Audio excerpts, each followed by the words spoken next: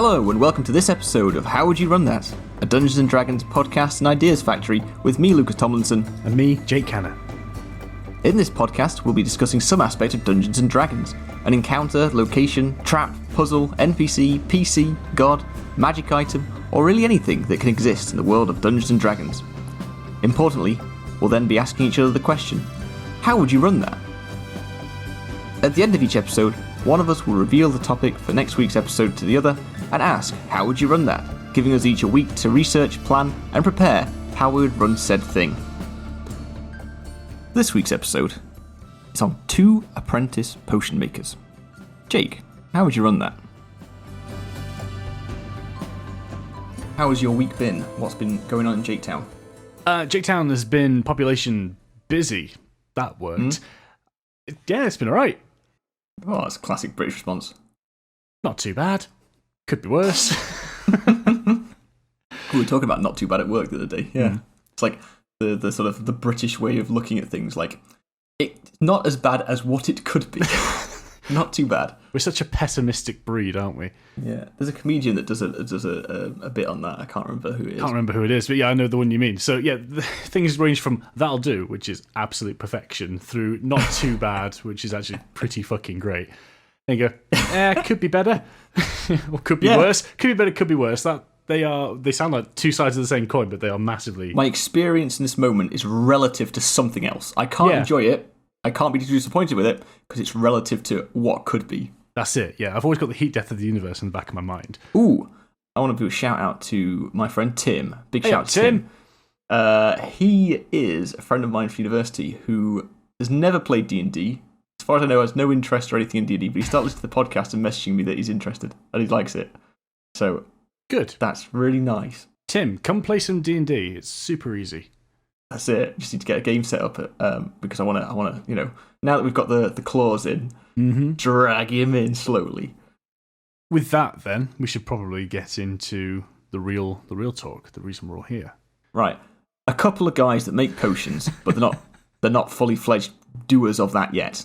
Yes. How would you run that? Sure. Picture the scene. We have a town. It is. I want this to be the base town for your party in general. And in which there is a potion shop. We have our 2 apprentice potion makers. They are both halflings. They're called Wiz and Liz, in a nod to an old game that was on the Mega Drive, Genesis. My uncle had it on his Amiga. Wiz and Liz was a little 2D side scroller. Actually, there was some pretty rude stuff in it, but it was hidden later on. But the rough idea was, you had a cauldron in the middle, and it would bubble up saying, make this potion, and then you had to... It wasn't emoji, but it was the icons of the things you had to collect, and then you had to go and collect the things and make the potion in a time, and then it was just like a constant repeat of collect items, make potion. And when I was thinking of 2 potion makers, that pixel art popped into my head immediately, and it was like, cool. So they're called Wiz and Liz.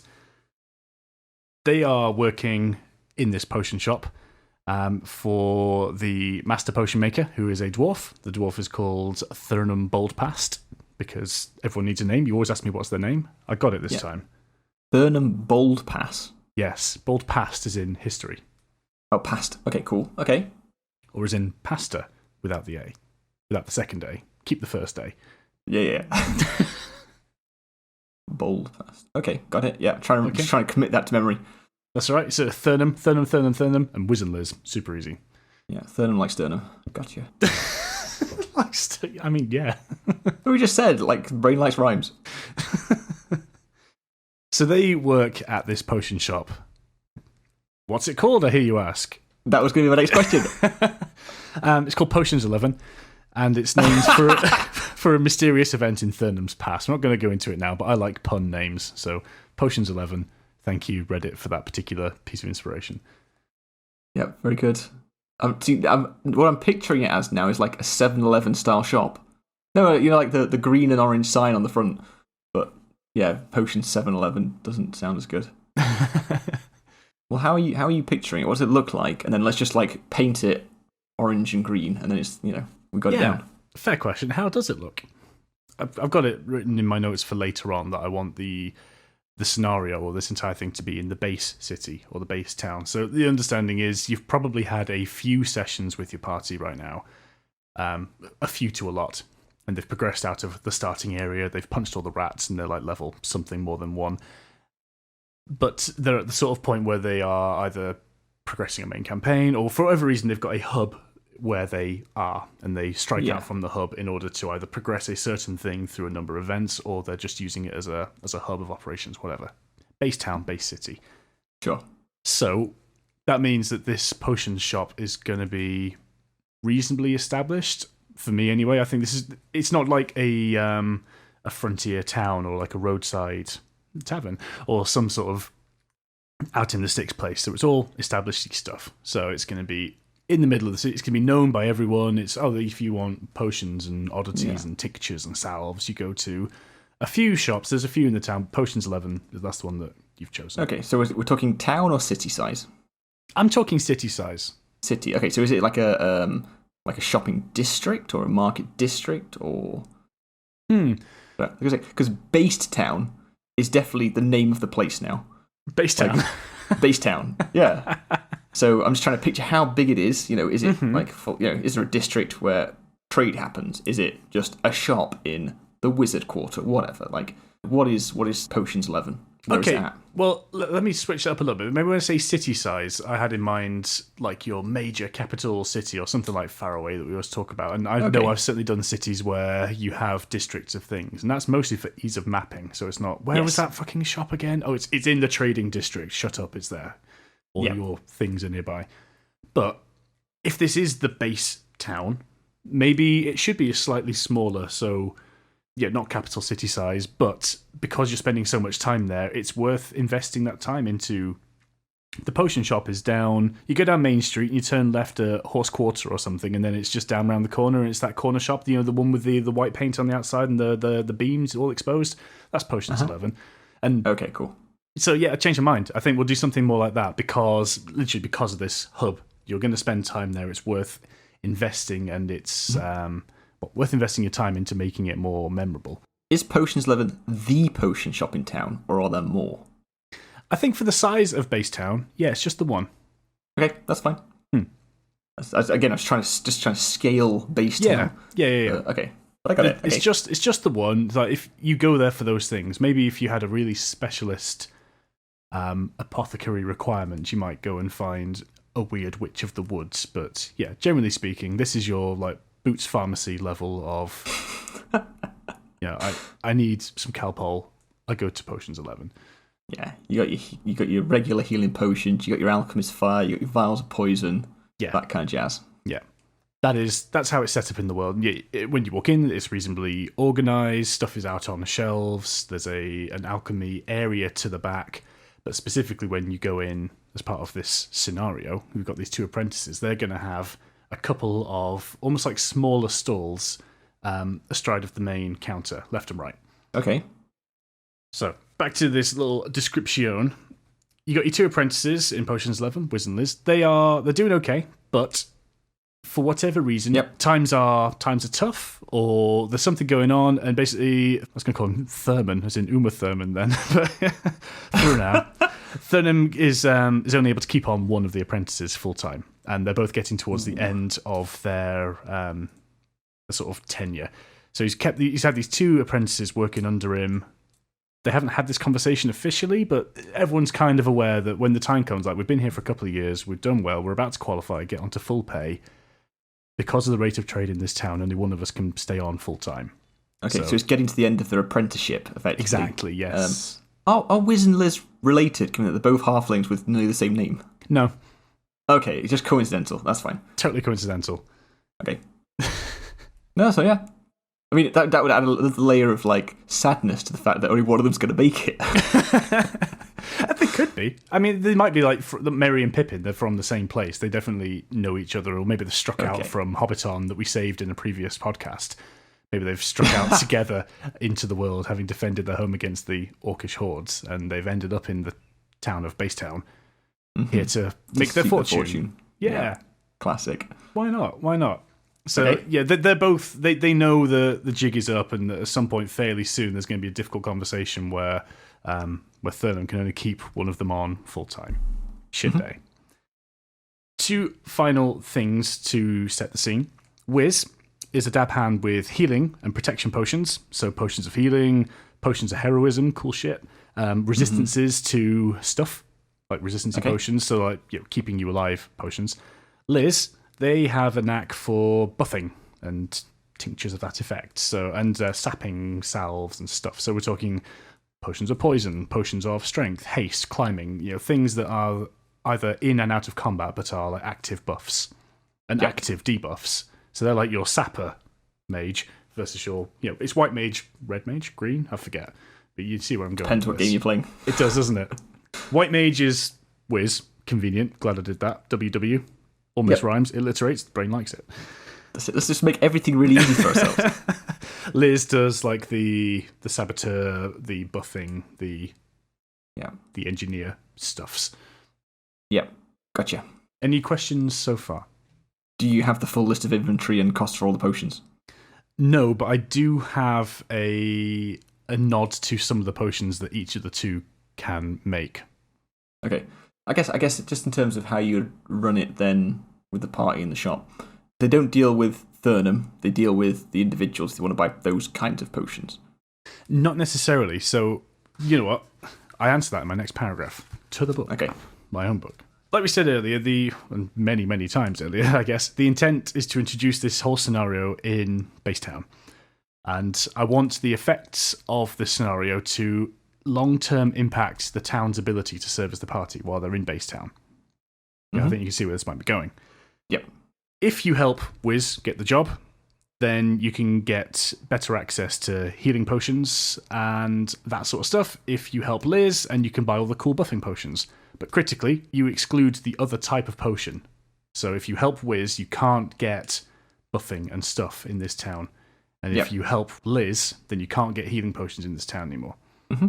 So how do you help one of them? Is it just a case of buying lots from them so that Thurnham thinks, well, that's where the money is? The way you help them is there's a sort of friendly contest going on between the two of them. So they know the jig is up. They are wanting to sell their potions and their wares, and what they're basically asking for is customer feedback on the quality of these things. So you can go and you can, when you go into the place, like the inventory is relatively light, and I guess this is part of the idea of the times of being tough. So Thurnham, just checking I got his name right. Thurnham's not able to get all the ingredients that he needs all the time. Trade routes are poor. Maybe it's a harsh winter. For whatever reason, there's an artificial starvation of components. So you go in, the inventory is adequate but not great. You got your very like level 1 potion. You got basic healing potion, basic other things, nothing exotic or interesting. But then you got these two apprentices who are going out into the wilds, finding some ingredients, and they're coming up with some pretty wild concoctions. And they've got a couple of unique potions I want to drop in a moment, which will lend themselves to pick me. I want the job. Okay, gotcha. Firstly, I want to talk about the hooks, but they all sort of lead into themselves. The expectation for me is that we need to find a way to engage our party with this scenario, that there is a sort of a competition for one of these apprentices to stay on long term and ultimately decide how does this town sell us, the party, potions. Mm-hmm. Expectation number 1 is that party will want to go and buy some healing potions at some point when they've either come back from an excursion or when they first turn up in the town. Yep. It's very likely they're going to do that. Yeah, standard party staple. We want healing potions because that's the easiest way to get healed up. Because nobody wanted to play a cleric. Well, yeah. For now, let's assume that is the way that things go. And there are complications of the way to introduce it. But they've turned up in town. They want to buy some potions. And the assumption is it's probably healing potions. It might be that they want to prepare for going out into the field. And they want to go and locate some buffing, some potions of strength or whatever. Either way, they themselves have taken it upon themselves to say, I want to go to Potion Town. Yep.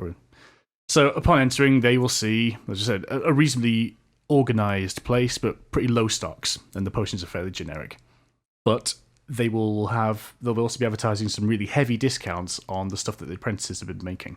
So they set out their stores at the front, and we're talking like 10% of the price of regular potions.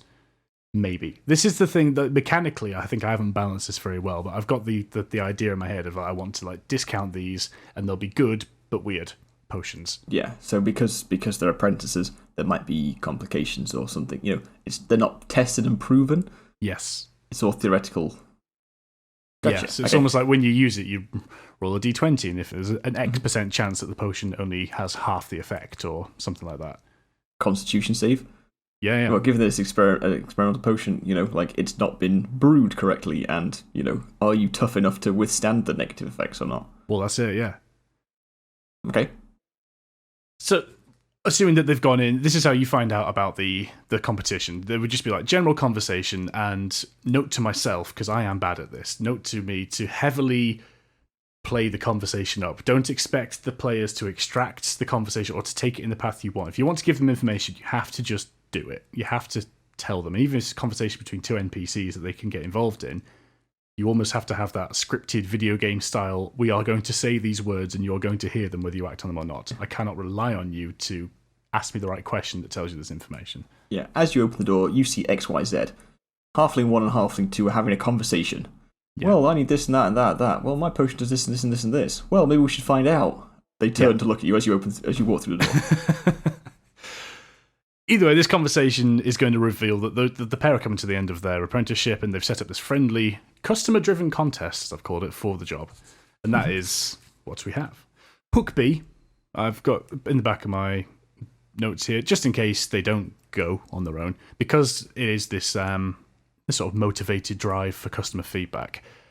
Then there's either going to be some sort of leaflet or announcement at wherever the party is staying. So if you're in Base Town, they're probably staying at an inn or a tavern, or they might have bought their own house or something. Either way, a leaflet is going to turn up cold call style. I'm here to sell you double glazing. Also, would you like my potions? Well, I guess also, like, if they're adventurers and they're stopping in the inn or whatever at Base Town, whoever they're renting the rooms from is like, oh, you're adventurers, are you? Have you been to this place? They're looking for adventurers. Yes, yeah, literally that. Here's their leaflet. It's like, come to our place. Really good discounts, deep discounts on potentially weird potions. Yeah. Another question about Base Town. Yeah. Base Town. Is everyone a little bit high? I hadn't planned that. Why? What are you thinking? Just because it's called Base Town, like everyone's based. The more I hear it, I'm just picturing like everyone's like just a little bit chill, a little bit relaxed. Slightly baked. You guys adventurers, that's so cool. Hey, you should check out the flyer. They're doing. That sounds like your gig. That's how you know that you've helped out your party, I suppose, because if everyone else is so kind of conversationally useless and someone comes in with some actual drive and vigor, you think, oh, well, listen to them. Here's some verve. That would be cool, like as an idea, just to have like when I'm running a town, I try and do each character. And because I try to make the characters interesting, I feel sometimes they're quite disjointed in the environment that they're in. Yeah. With something like this, like say everyone's a little bit stoned. Like you have this sort of like theme through all of them, and they can still all be individual, but they're from that place. That's right. Yeah. It's the equivalent of a shared history or a local accent or something. You think every character, because they're a different race, and you want to pepper them all out or whatever. Then everyone ends up being different caricatures of the race or of something else. Yeah. Whereas I always think back to Retford for something like this. Everyone in the pub, they don't sound the same, but they're all from Retford. Yeah. Okay. Sorry. Aside, you were telling me about that's fine. No, I think that's cool. Your hooks. Yeah. We're talking about the hooks, but I don't want to detract from that creative moment. Yeah, a town should have. It's certainly going to be easier for you, DM, to have a common something, be it an accent or a manner of speaking or one thing. Like this town, they do this. Mm-hmm. That's like, that's cool. That's nice. That localizes it a bit. There's probably better ways of doing it than everyone being a bit high, but I guess. Start simple. Yeah. But that's hook B.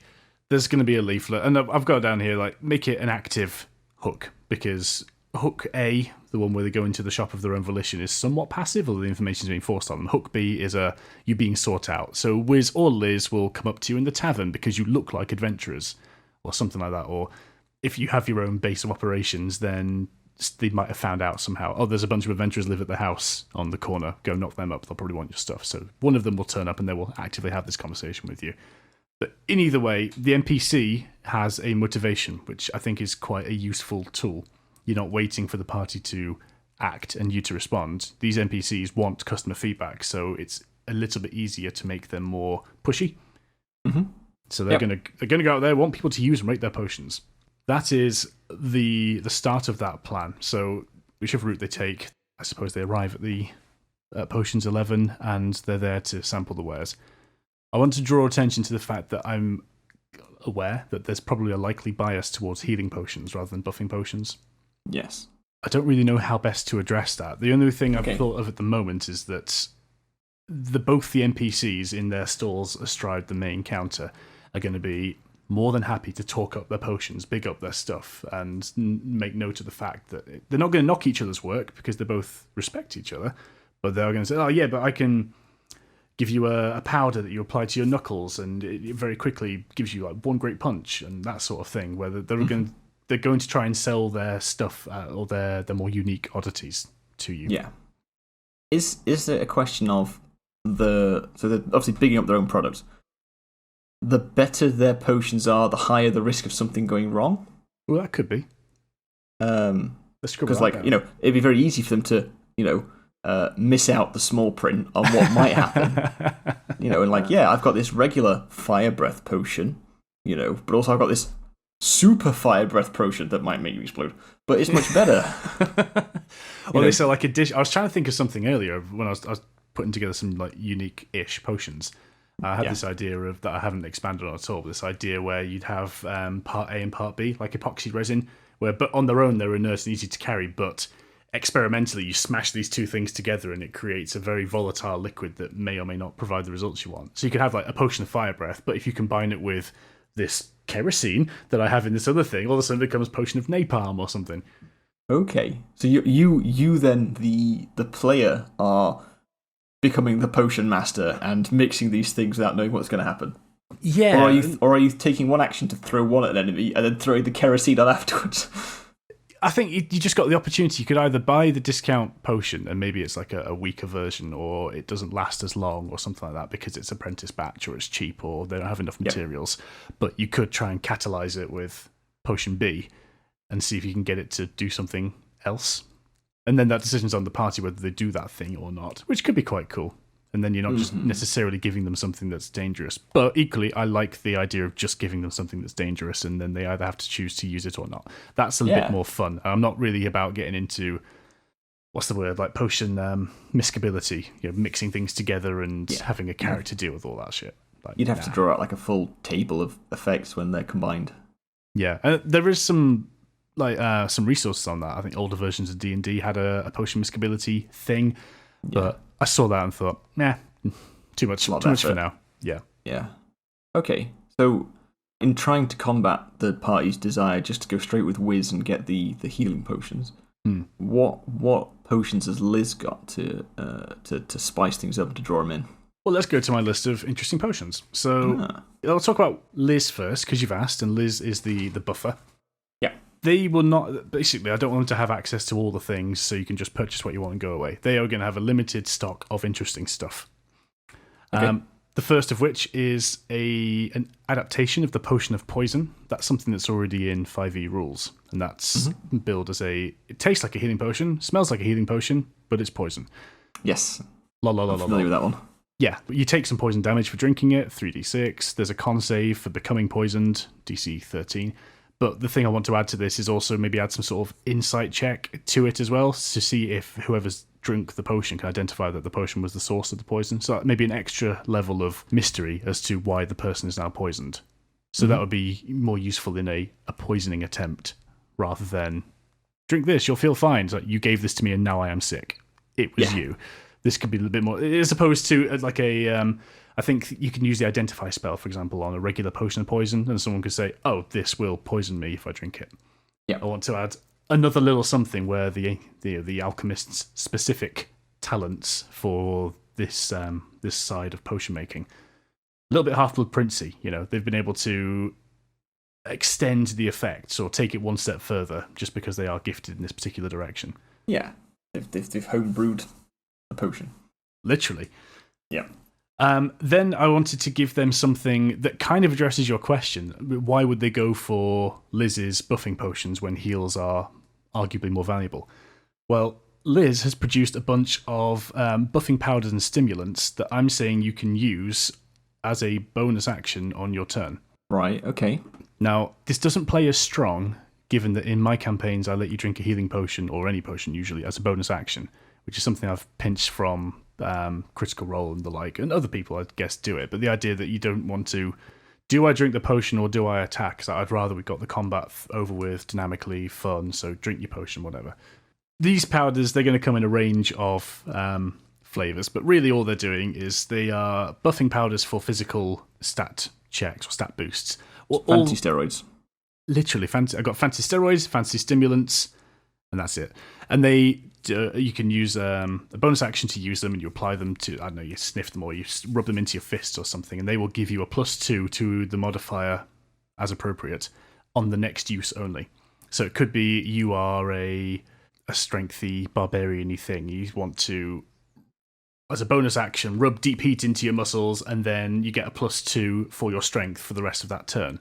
Or for the next time you get to use your strength modifier. So it's when you apply your damage, or if you're doing a strength check, then you can, you'd be basically upping those things. And you can get potions that do this. You get potions of whatever strength, or you can get things that were like, for the next hour, your strength is increased by 2. What I want is these to be little, almost reaction level, I need this one to hit, or I need this one to hit a bit harder. So I'm just going to like rough up my knuckles and punch a bit harder. Or I'm going to sniff some Adderall and focus much harder, and therefore my spell is a bit more potent because my intelligence is increased by 2, so my spell modifier is up by a little bit.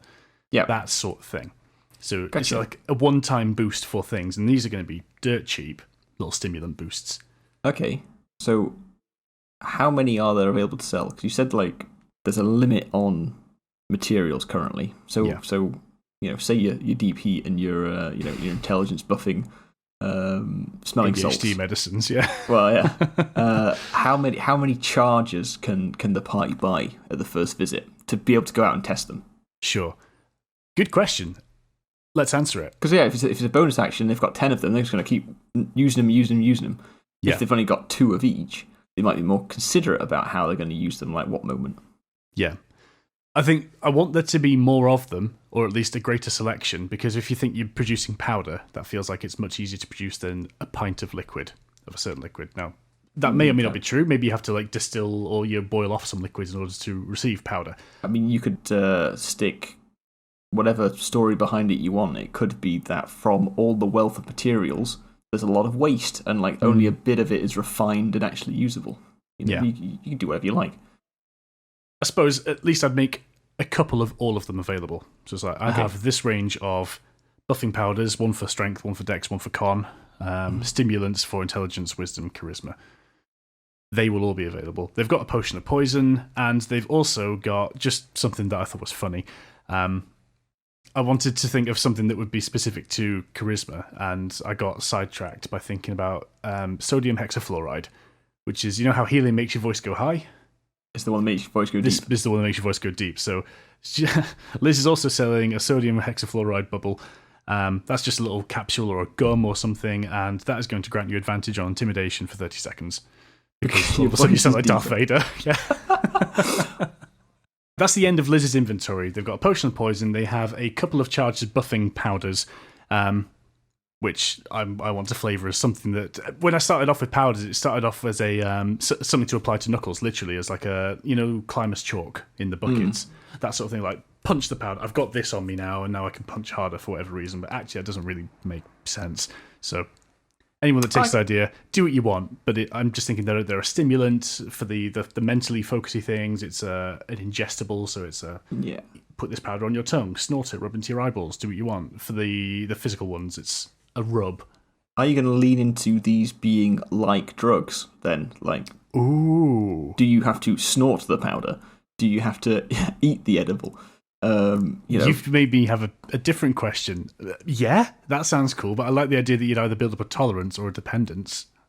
So yeah, because I've ran a fantasy drug in my main campaign, right? And I've got like a chart for levels of addiction. Basically, every time you use it, you get buffs. You get cool stuff, but you have to do a con save. You fail the con save, you gain 1 level of addiction. And like, once you're addicted, you do that con save every day.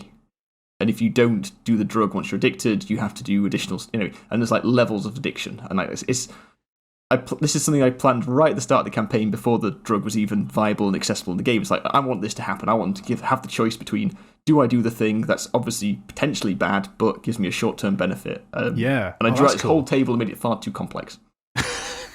That's all your things at the start of the campaign.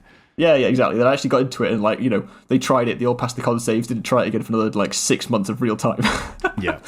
Standard. I like that, though. Yeah, the idea of there being...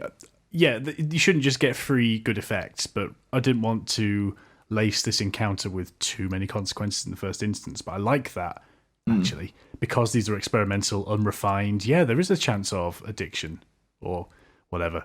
Maybe we'll expand on the whole idea afterwards. I'll just run you through Wiz's potions quickly as well, so you know what you're comparing them with. Fewer of them. She's able to help produce regular healing potions and stuff, but that's just in the regular stock. If they're good enough, then Thurnham sells them. Rhymes with sternum. Thurnham with sternum, yeah. Then that's absolutely fine. Wiz has got a couple of specialist items then. So she has the Day Drinker's Healing Potion. Okay, this sounds great already. This heals for 2 plus your Constitution modifier, D4 plus 4. The idea being, it's a thick draft which settles out quickly and becomes harder to drink as you go. Seasoned constitutionalists can handle it, and those with the weaker stomach cannot. So the idea is you've got this pint of liquid that's reasonably thin at the top, but there's a sediment and it gets thicker and gloopier and more minging towards the bottom. Can you stir it? It wouldn't make a difference. It's still just absolutely minging to consume a volume of this. So it's the idea of can you do a yard of ale, or can you drink all this stuff? Anyone that spends all their time drinking stuff would be able to chug their way through and get the full benefits of the potion. 2 plus your con mod. Have you seen the technique to drinking a yard of ale? What, the spinning thing? Yeah, you're supposed to spin it. That's how you don't glug yourself. This is the yard of ale with the big ball at the end. Yeah. So the whole I've seen videos of people trying to drink it. They just tip it, and then because of the way the ball is, and there's a tipping point where it just splushes you in the face, and that's funny. Yeah. So yeah, I know turning it is the way to successfully drink it. That's fine. Yeah, I suppose not everyone has heard of a yard of ale, with it being a silly measurement. But yeah, it's like a long flask. It's mostly conical with quite a shallow increase towards the drinking end. So it tapers in towards the top. At the very bottom, there's this large bulb. So it's almost like if you can imagine a thermometer, but big. Yeah, so, like a long old school ha ha ha ha horn. Yeah. Like a big old horn. So yeah, your bottom orb has an amount of liquid, and then there's a reduced aperture, which means as you start drinking, you don't drink from the bulb at the end. You drink the liquid mostly from the tube, the long tube, and then at the point where the air bubble reaches the you're draining that volume. That air bubble is sort of traveling up the horn of the ha-ha, and then once that breaches around the corner to the bell, the ball at the end, the bulb, the pressure equalizes and sends more liquid rushing down, and that's why you get this big glush and it pisses all over your face. It's very funny. So yeah, by rotating it, you are sending more of the liquid to the outside, and you're able to create a path for the air to get through, so you don't get that sudden change in pressure. Very well described. Have I just ruined that for you? No, I mean, that's same as what I was saying, just with fancier words. It's cool. I've never done one myself, and I suspect I probably never will. I was saying that, I was like, hang on, I've got a stag do coming up. But well, yeah, you do, Jake. More on that story later. Okay, so this Day Drinker's... what's it called, sorry? Day Drinker's Healing Potion. I just wanted to have something that took into account the idea that... In fact, there was a Reddit thread on it just the other day. What do healing potions taste like? Strawberries. Yeah, some people are like, oh, it's tasty, it's nice, it's good for you. And others are like, no, it's really minging because it messes with your constitution. And then you look at other IPs like The Witcher, where they make Witcher potions and they're poisonous to most people, and they taste grim, but they give you the effects. And yeah, I wanted to have some sort of reward for the constitution. But then I was thinking, players with high constitution probably also come with higher hit points, given that's how you get your hit dice and your hit points at level up and that sort of thing. Yeah, your frontline fighters. Yeah. So I like the idea that you'd maybe give this to your wizard and they'd only get, I don't know, they shouldn't have a negative con, but if they had like a -1 con, they'd only be able to roll 1d4 plus 4, which makes it a pretty useless healing potion. Sure. If you've got something that's got +2, +3 as a con modifier, then they get to roll loads of d4, and it's a way more valuable potion for them. So you've got a little bit of thought where, like, we have this in the inventory, the wizard needs it, but it's way more valuable if we save that for the barbarian. So we should make the wizard, we should heal them with magic or do something else. That's really cool. I flipped that on its head as well, and I've got the inverse. Okay. So I have also the homeopathic healing draft. Okay, yeah.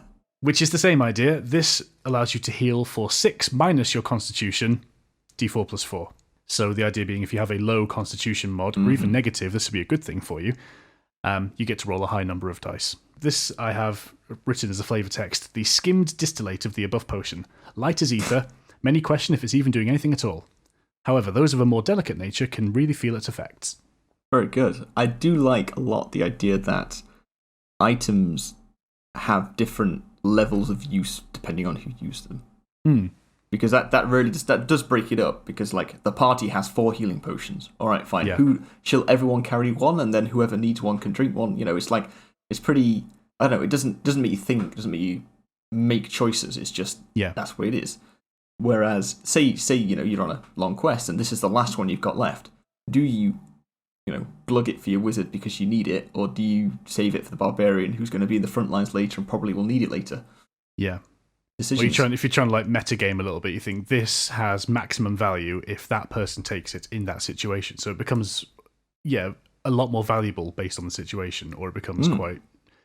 What it should do is, in general, it shouldn't be like a massive, massive waste. But I like the idea that for most things, this is basically a very expensive potion of healing for anyone that's just got straight normal con, with a slight buff or minus, plus or minus for those either side. But for those sort of bookend characters, low con or low or very high, then these will have noticeably different effects, and therefore just adds an extra level of meta thought. I thought it was cool. Well, at least it will be expensive after the trial finishes because they're heavily discounted to start with. Oh yeah, for sure. They're heavily discounted right now, and there's only one of each of these in stock as well, so you can only take one of these out in the field and test them out. Cool. Then there's something else, because I don't know whether I would include these or not, but I didn't want to feel as though I was giving the like an unfair number. So she's got just like these 2 interesting potions, and the other one's got a whole bunch of like quite high utility buffing temporary things. So I had the same sort of idea for Wiz on her healing and protection side. Yeah. Whether these come in or not, I don't know. But she's got elemental resistance lollipops. And they are the same as your elemental resistance potions, your potions of frost resistance, fire resistance, all that sort of thing. But they only have a 12-second effect rather than 1 hour's worth of protection. Okay, 2 rounds. Gotcha. Yeah. So I put in there as a question mark, can be used as a reaction. Now that was the first one I wrote, and I like the idea of giving you more things to do as a reaction. So say someone comes down, Frost Giant comes to punch you with a big frosty fist or ice hammer or something.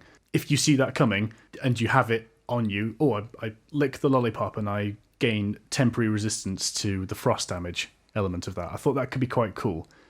But then I went onto the other page and started writing about my buffs. I thought, you can't apply your buff as a reaction. You can't punch someone and then think I really should have increased that with my steroid. Yeah, doesn't work. So I've left that with question marks. I think I'd maybe turn that off. But still, the idea that it's an item to use in battle as a situational, oh shit, I wish we'd done this. Yeah, I guess that's a difficult one, reactions, because you don't use them a lot, but when you do get to use them, they're good.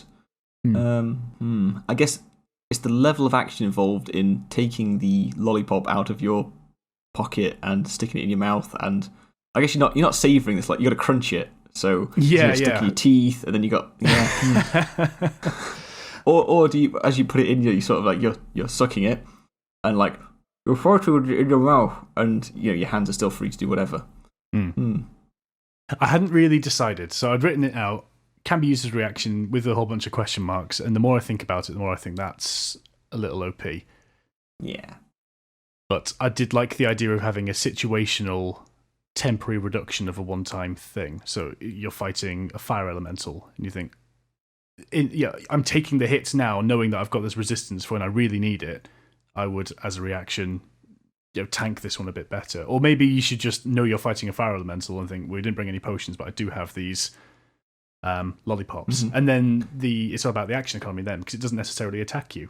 So maybe you give all the lollipops to your frontliners who are going to be up in the grill of something. Up in the grill of the flame elemental. Nice. Yeah, thank you. Well, I guess it's like if that's for 2 rounds of protection, you could enter combat, get its attention, and then take the lollipop, and then you've got the 2 rounds as part of it.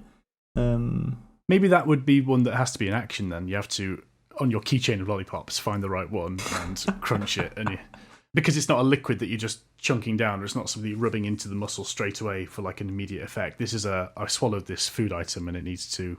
Oh, it's a delayed effect. Well, but possibly. I'm trying to think, because we've got take a potion as a bonus action as a homebrew rule in my setting. Mm-hmm. But that's the thing that I like to do. It seemed arbitrary to then say, but these ones take an action. So how just do it the same as everything else, I guess. Yeah, it's still a bonus action to, if you've got it in your inventory, bonus action to crunch the lollipop, and then for the round you've done it in and the subsequent round, you have resistance. Yeah. Basically, to the end of your next turn, is what I'm saying. Okay, what does that look like? Is there so with all these potions and these buffs, lollipops, salves, powders, like all the stuff, what is there something visible when you use these items? Do you mean when you use them as a party, or just when you encounter them in the shop? When you use them, say I were to rub the salve into my arms and beef up as the barbarian, do you see anything? Do each of them have a different visual element to them, if there is one, or do they have a uniform one, depending if it's Wiz or Liz, or if you thought about? Because I like doing that with, like, the first time one of my party members uses, they just leveled up. The first time they use their new spell or new skill, or whatever, I want to know what it looks like the first time. So I ask them to describe it. Mm-hmm. In the same way, when they use potions, like the first time it's that potion use, I want to describe the taste, how it looks, what happens, so it's like some sort of visual component to most things in my world. Yeah. That's good. Short answer, no, but let's do it now. Okay. So I guess then if we're doing it now, the quickest thing would be to have some sort of uniform effect from all of the... So you've almost got like a signature flourish. If this is a whiz special, therefore a whistle sound always appears whenever you drink this potion or use one of their things. There's an audible fart or something. Well, yeah, I was thinking more cool things when you're using like buffing stuff, but yeah, it could be. But I was just thinking then, that way, if an enemy also has access to similar things, you'd be able to identify it. I mean, that's a whole sort of like, they're supplying the bandits of Base Town with whatever, because they're all doing fart noises when they, I mean, they're all paying customers at the end of the day. You'd then have to go back to Wiz and Liz and say, oi. Although this actually plays into my resolution phase of the scenario quite nicely. Go on. So when you make a decision as a party, you decide to save, as it were, Wiz or Liz. The other one will accept defeat, they'll concede, and they are going to go off into the world as a travelling salesperson. Okay. So there's an opportunity for them to exist in the world as a recurring travelling NPC, or whatever. So these items would not be lost to the world.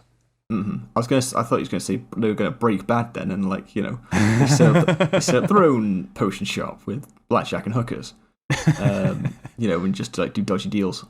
But okay, they could be corrupted down the line, but this is all very amicable. This is all understood, friendly. Yeah. You've given us the leg up, Thurnham, and thanks for that. But if there's only room for one, then I will go back, or I'll travel the world and seek my fortune elsewhere. Thanks for the lessons. Okay, so just a step back from that, I guess, then. So party's gone in, they've taken all the potions and powders and whatever they can get off the guys, like they bought them for the discounted prices, so they can test them. Have you got in mind a specific test? Or are you seeing this sort of just coinciding with the regular ongoing adventures of the party in Base Town? Sure. Now that you've asked the question in words, and I've had the moments to process it as you said it, and indeed the further moments in my stalling sentence now, then I hadn't planned a scenario where it was like, take this potion and go to the sewers and punch rats, because I want to see how it affects this specific thing. I think I would always want it to be part of, use these in your regular day-to-day, because that's the valuable information. But what I would probably also do now is put like a potency timer on them. It's like, these are D-grade potions, and they are good for the next 24 hours. Yeah, literally just testers. They'll work for the next 24 hours, and then they'll go inert, or they'll fizzle out, or they'll blow away. I don't care. They just won't work after this time. So please take them. They're super discounted. Hope they help you, but go out and use them right now. Yep. Okay. Or indeed, or we can keep them in our magic fridge until you're about to go out on your next excursion. But when you are going out, come via us. They'll be good for the next adventuring day. Okay, because what I was sort of thinking when you were talking about the elemental resistances, you might not come across something that does cold damage or whatever, So I was sort of picturing not a combat encounter, but some sort of maybe a puzzle. Like it's not really a puzzle. Basically, there's like some sort of lever, and the lever has fire. Like it's in the fire. So you have to put your hand in to pull the lever. So the party can either do that and take damage, or use the lollipop of fire resistance and then reach in and do it. And I guess you set it up as like a small dungeon somewhere, and that's the one of the doors at one of it. Like, and I don't know. That's the first thing I thought of. But then, could you do little things like that as part of a pre-planned dungeon? I mean, I'm picturing the sewers right now. But like, there's somewhere that like if the party hasn't got a plan already of where they're going to go to test these out, it's like, oh well, I heard this or that, in the sewers, and then they can go and find that, and that's a small contained thing to test them out. I suppose it could be. If I was a really good DM, then I could certainly plan that sort of thing. What do you mean if? What I think would be more like, and what feels a bit more natural to me, for better or worse, I like to run it as open and unguided almost, but I don't want to restrict players as much as I can, and sometimes to the detriment, but in general, I like it to be super open. Tell me what you do, we'll see how you react. Yeah. So I think for that sort of thing, I would give them the opportunity to purchase all of these things. Not necessarily as a job lot, so it's like you can buy them all or you can not buy them all. It's up to you. You don't have to. And take them on your next adventure. I would probably try and drop in an out of combat scenario for a couple of the things, but not all of the things. So it's not you enter the multi-elemental dungeon of tests. Yeah. Yeah, we're not playing Portal, or we're not testing for something specific here. No, but you could say, okay, this is here, and then conveniently, as if by plot magic, there is a shop that will help you with all of the things you're literally about to face. It's the equivalent of finding a health pack and ammo crate outside the boss room. Yeah, I get it. But I like the idea that you have them in your pocket, and if you so use them, there's I don't know, this is cold, or the wind is blowing strong here. Can I use my lollipop of wind resistance to negate the effects of the wind blowing me off the thing? Of course you can. That sounds awesome. But you get to the end of the adventuring day and you still have one left. It's like, I put my hand in the fire to see if it hurts. Yeah, fantastic. It hurts a bit less than you expect at the end. the reason I'm asking though is because if it's a competition between Wiz and Liz, regular adventuring day, the health stuff's always going to come out on top. Unless you put in specific situations where the buffing can help.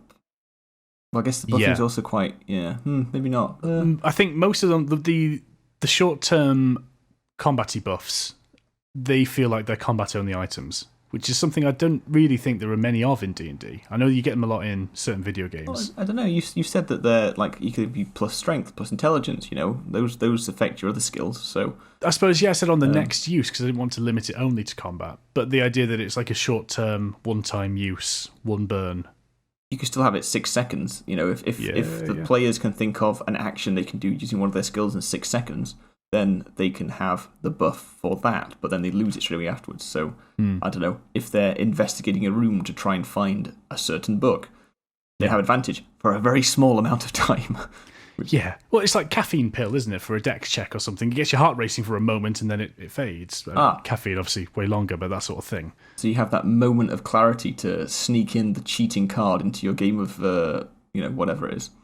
That sort of thing, yeah. You could do it. I'm not saying that they are limited only to combat. The way I've written it is for your next check. But I would like the idea that I'm going to put on all of the salves and then they'll just, like, burn off as they get used. I wasn't about that. No. You're right. It needs to be time-based to some degree, with the understanding that when somebody wants to use them, you explain that scenario. Maybe I'm thinking for reasons to explain something that maybe you don't need to explain, but perhaps in the heat of combat, when the blood's up, like it burns through the effect, the benefit quicker than you're just in your regular day-to-day doing some regular level of intensity action. Like playing cards, investigating a room, walking a tightrope. I don't know. I think you're right. I think if you made it like it's 6 seconds, or it lasts for one combat round, these are all homebrew items anyway, so you can literally write whatever you want. If anyone's handing them out as paper handouts, or if you're making items on D&D Beyond, or literally just texting it to your players or whatever, you can call it whatever you like. But I think the intent is still pretty clear. It's still the same. It's a case of You apply this as a bonus action to then take effect on your action, and then it's gone. Mm-hmm. Or the idea just has to be communicated. It's an extremely short term. Yeah, by the time it comes around to your next turn, if you haven't used it, then the effect has worn away or it's burnt off or something. Yeah, I guess I just want to be careful about how it would be worded to the party to not discourage them from finding interesting ways to use them. Yeah. But then it would be if it's a case of you want to pull the lever, but it's stuck. You're like, okay, I get my highest strength character to go and give it a go, and they roll poorly and it doesn't work.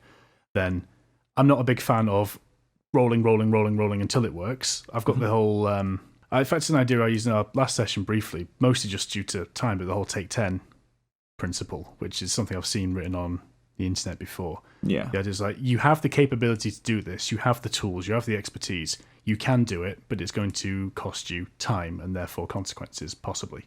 Yeah. So you could spend an awful lot of time. But if that lever is just stuck, fully stuck, and you want to move it, and it's not the only thing that gets you through the door, if there are other, you could break down the door, you could hold a seance and ask the ghost to move it. You could do all sorts of stupid things, but I'd say that instead of just rolling strength again and again, you either have someone else come and help you, and then they can roll, or you could, oh, hang on, I want to put on the cool powder, and then give it a tug. Okay. So it's like, I want to burn it on this use. Sure. It's like an automatic DC reduction or DC increase for a one-time thing. That's what I'm getting across. Okay, yeah. So I guess as long as it's specified, you can use for regular skill checks outside of combat as well. Then your parties can be fine. And you're right. Like the party comes back to the shop, and it's entirely up to them which way they choose to go. They could say, "Wiz, your potions were awesome. White Witch, Healy Wiz. We want to keep you in business because we can make use of these as we min-max our characters forever." Or if you end up having a pretty meaty combat and everyone gets the opportunity to use one of these little mini buffs, you think, actually, on balance, each of these is less strong than your optimal use of the healing potion, but they're way more applicable. Yeah. That's the intention of these two sets of items, is that one applies to everyone individually on a weaker level, whereas the other one is excellent in its optimal use and mediocre in its non-optimal use. Yeah, gotcha. Okay, so we're basing this decision entirely on what the party like, what they don't like. We're not bringing anything into it like which of the characters they like more because they're both relatively similar then? They could do. I think I'm going to play them reasonably similar. I might male-female them, but they're basically going to have the same voice and mannerisms. They're from the same town, same place. Oh, yeah, sure. I'm just thinking like if we think that they're going to go with Wiz rather than Liz, well, maybe Wiz is a dick and Liz is really nice. And so the party's like, well, I don't really like you as a person, but your stuff is more useful, or vice versa. This stuff isn't really great, but you're the nicer of the two, so... That's quite funny. Yeah, you could do that for sure. Yeah, I like that. That's a cool way to combat maybe the healing potions are generally better problem. Yeah. I mean, you got that. You could do price difference. Yeah, the powders should arguably be cheaper.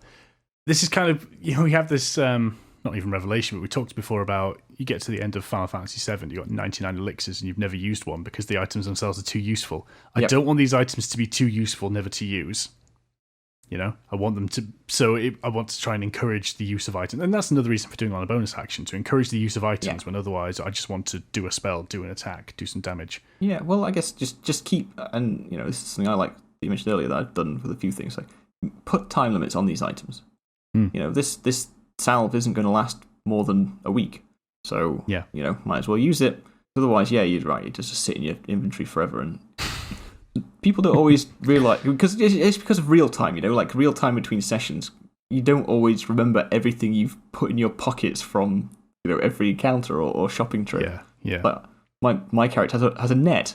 I can't remember where I got that from, but I've got it. What I think they should do, and D&D Beyond, if you're listening, you're not, but if you are, this would be quite cool in general, to have two pockets of your inventory. One which is like your bat belt, your Batman utility belt of active items that I want to be aware of, and then your backpack of stuff that you just have and always forget about. Because I don't bother with encumbrance. I'm not about that. I'm here to have a fancy good time, not do too much fancy accounting. Thankfully, yes. I say that because my character's like carrying every different weapon he can find, a spare set of chainmail. He's pretty close to encumbrance already.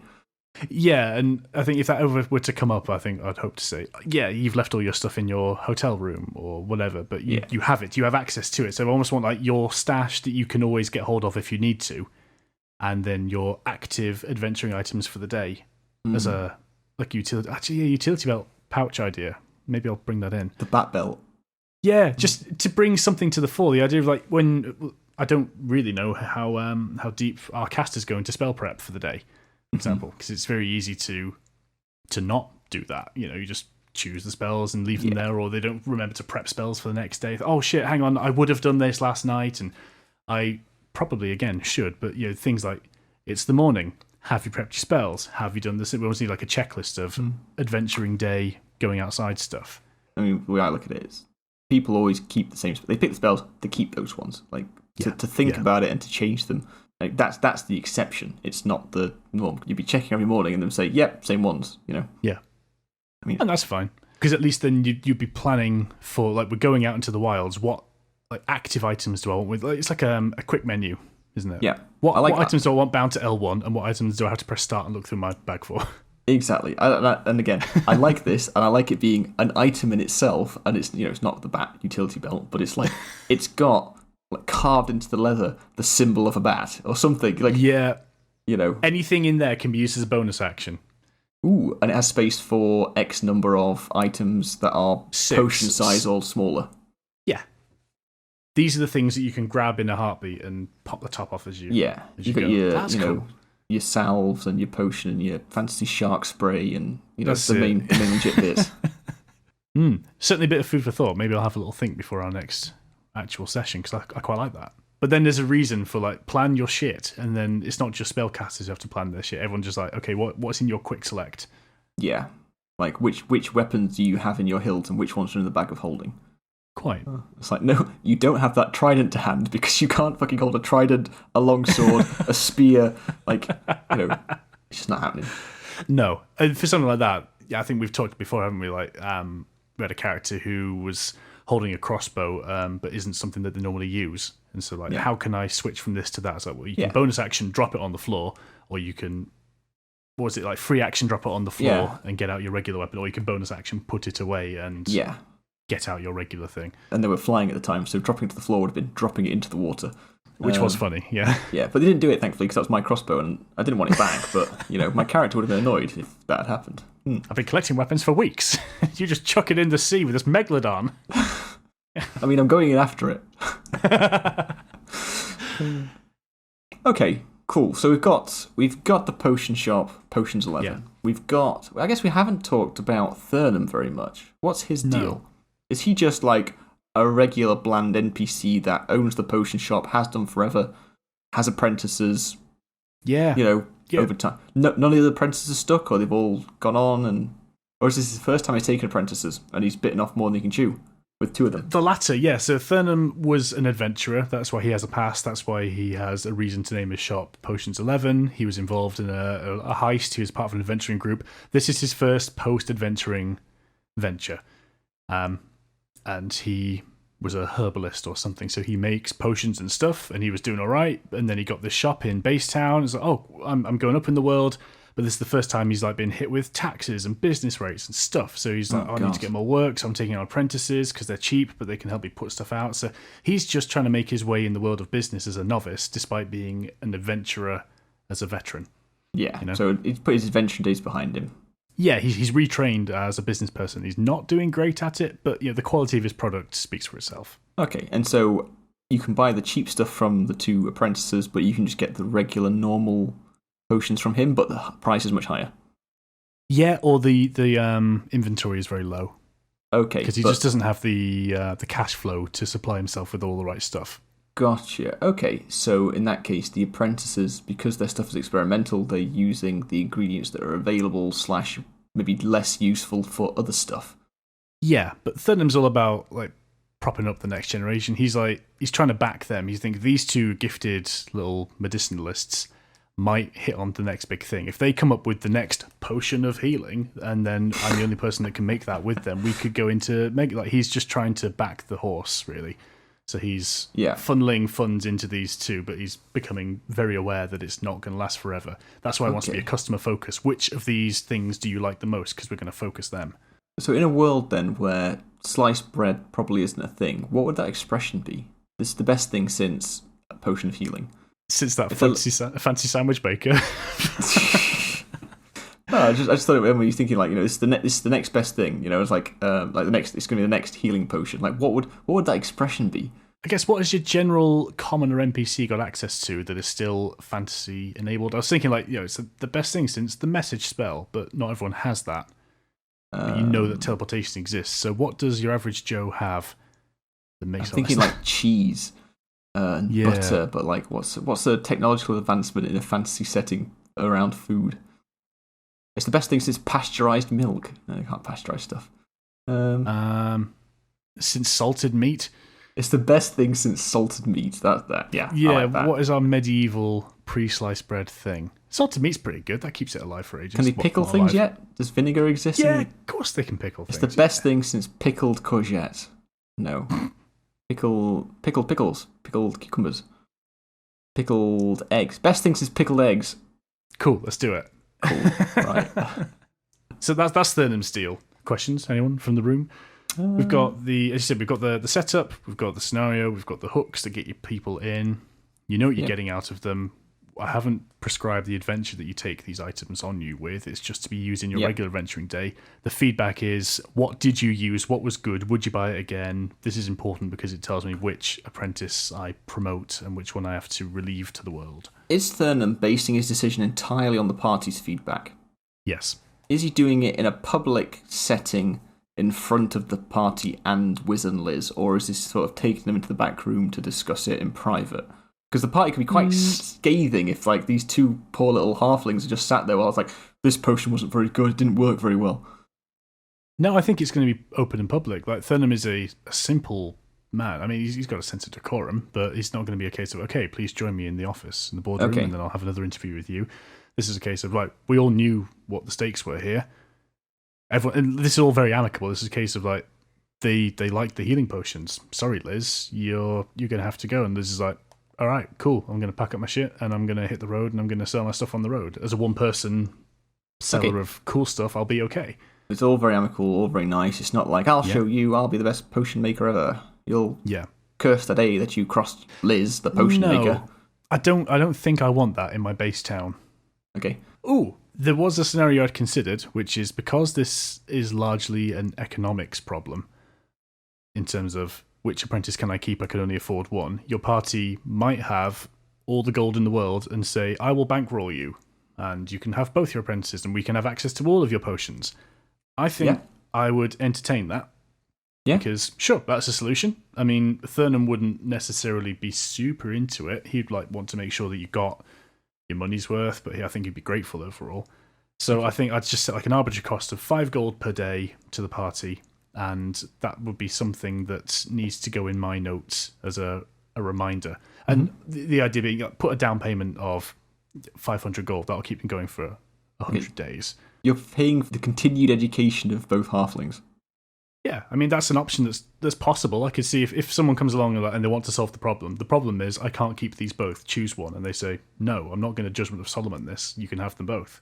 Yeah. Because I have all the money. Bam. And they go, okay, cool. But then it's on me to roughly keep track. And after 3 months, if the party has left base town and not sent money back to base town, then that money's run out and one of them has gone. And then that decision's been made. Yeah. Despite of them. That's easy. Or if you've really got it in your mind that you want one of these to become a travelling potion maker, perhaps the fact that Thurnham did choose leaves it a bit sour, and after creative differences, the other of the halflings decides to leave anyway. Yeah. And then Thurnham spends your money anyway.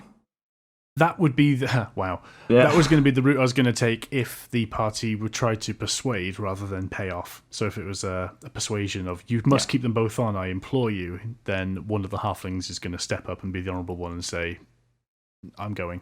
Yeah, fair enough. Yeah. Oh, one question I did have. So when we come to this point of decision, do the Apprentice Potionmakers, is this the end of their apprenticeship and they are graduating to full-time potion maker, Or is their apprenticeship not a fixed time thing in this setting, and it's just you're an apprentice until I say so?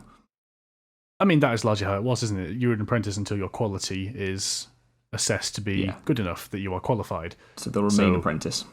Yeah. Now, in this case, it would be I'm keeping you on, but you're now my assistant. Senior apprentice. Yeah. You get a bit of a pay rise, or it's more of like you now have a full-time job, and we are going down. We are becoming Potions 11 healing specialist, or Potions 11 buff as you like. Yeah, gotcha. I think I'm done. I think I'm sold. I think what else might happen. Is there any consequence if even after one of the halflings directly approaches the party and says, hey, come by the store, if the party just decide they're not bothered, they don't want to, is there any consequence to the story or subsequent actions that happen as a result of inaction from the party? Yeah, there should be. I'm mentally tossing a coin to see how harsh you should be. So, it doesn't have to be negative necessarily. It could just be how it plays out without any intervention. Yeah. So, option the normalist would be the money runs out, a decision has to be made. The party has not involved themselves, so I toss a coin and decide, do we go heals or something else? And then when they eventually go to the potion shop, they can only buy buffing potions. There are no healing potions because we had to let that apprentice go. Yeah. And that could spin out a whole new quest of let's go get them back or let's go find them. They're a travelling salesman. They're going to go try their luck in Faraway, and they're on the road now. So, you could go find them if you wanted and return them, or whatever. That can spin itself up. You could be super harsh and say business closed down because it was a final last-ditch attempt. Thurnham decided to close his shop, give the last of his money to these two apprentices and send them on their way, and they've both gone into the world. Okay. Leaving base town without a potion seller. Mm-hmm. Thurnham might still make you a couple of tinctures if you can find him, but he's just gone to retreat into his retirement home for adventurers. He's no longer running a shop because he can't afford the business rates on the high street, but you can go find him in his house. Is Thurnham physically injured anyway? Is there a need for him to have apprentices for his shop to function? I think this is more a route for him to try and produce more product and sell more things. So he was trying to find the cheap labour to mass produce or to increase production. Yeah, okay. I guess could I ask, because at the moment he's not really doing anything. It's all, the apprentices are producing the two sets of experimental stuff. And if we're trying to limit what they can get by the choice they make or don't make, does he, once business picks up, does he start doing regular potions again that he can provide? Well, what if he was never a potion person when he was an adventurer? He was just a fighter or someone that didn't have any specific skills, but he came to rely on the potions of one of his adventuring companions who is no longer with us. And he's like, these helped me more than you would know in the field. I want to make sure there's a supply of these things in the world. So he maybe picked up, I can make basic healing potions, or I can do the low grade stuff with a potion making kit. So whatever your character can learn is you can make a healing potion in 8 hours or 1,000,000 years or whatever. Sure. He could do that, and he was just doing a little bit of that and thought, I want to build this up. Okay, so the apprentices actually have more knowledge than him then?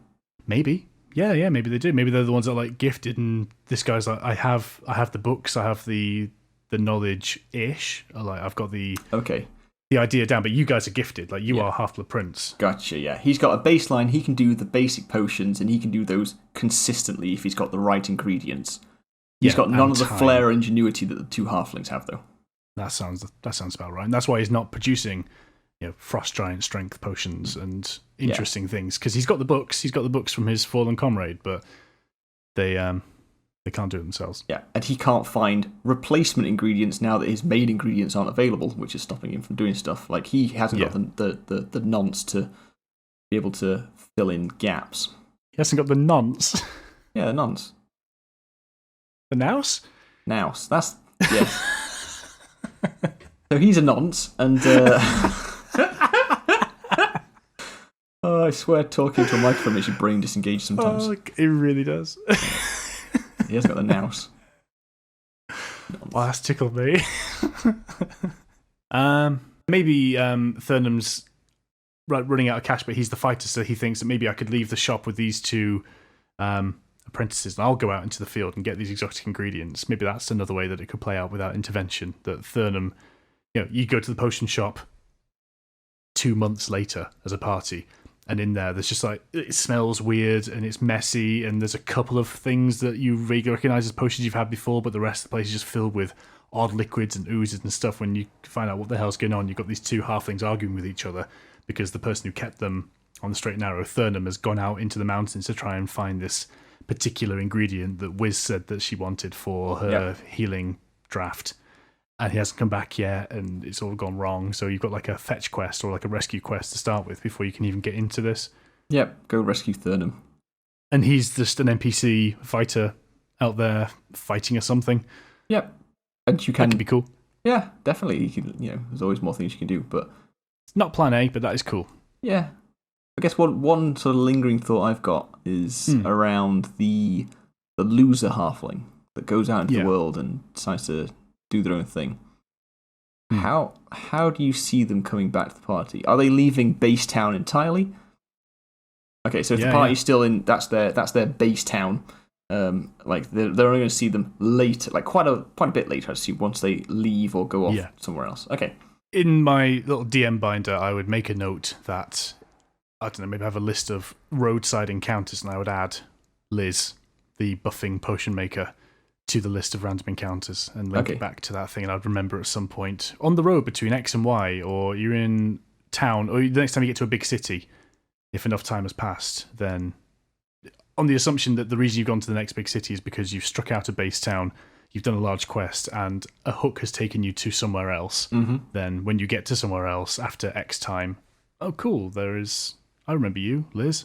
And if nothing else, you've then got a friend in that town as well, someone that can help you establish and tell you where to go and stay and give you some plot hooks, and you've got literally a friend, a reason to go and talk to an NPC. Well, I don't know how friendly they're going to be, given that you've decided that the other halfling was better than you. Well, I've got in my mind that these are not spiteful characters. It's a case of like, no, you're right.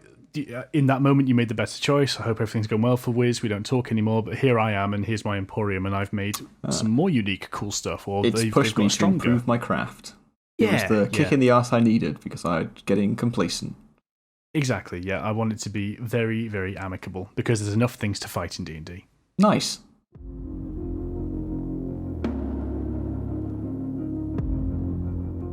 The party returned somewhat worse for wear after their encounter with the adolescent rock. Despite only being a youngling, it still proved quite the adversary, not to mention the grueling climb, the trapped barrow, and the hidden entrances. Fortescue spoke first, slamming down a fistful of thin, wispy grass on the counter. "Now see here, Thurnham!" As the old swordsman spoke, the young halfling to his left could barely contain her excitement at the sight of the almost ethereal moonbeam grass. "Now believe you me, game recognised game and all, but do you honestly think you would have stood a chance up there? A goddamned rock nest!" "Perhaps not, but just look at the little one, she's so excited." The even older dwarf's smile, made obvious by the creases forming in his face. "Now, just you watch, miss," explained Wiz. "With this here grass, I'll knock up a delicate draught that's sure to heal you up all special like. None of that potion of healing nonsense. This'll get someone like you back on their feet like nothing else." She wrung a foggy droplet from the grass, and the entire vial of liquid turned white and cold enough for condensation to form on the surface. She handed it to Vestel. "Oh-ho! Such a clever bairn," beamed Thurnham. He was right. No sooner had the draught passed the wounded wizard's lips than the dramatic effects of healing were felt in every part of her body.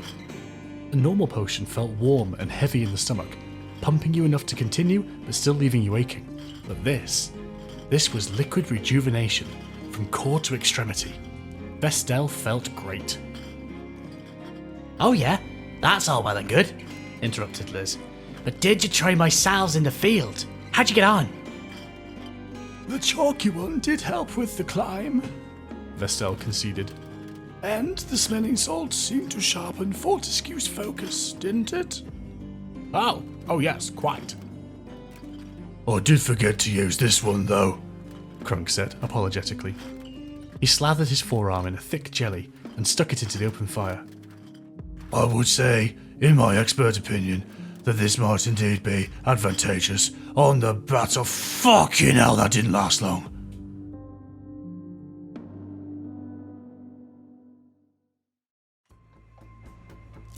So, to answer your question, that is how I would run a pair of Apprentice Potionmakers. Oh, thank you very much. Thus, therefore, I must ask you a similar question.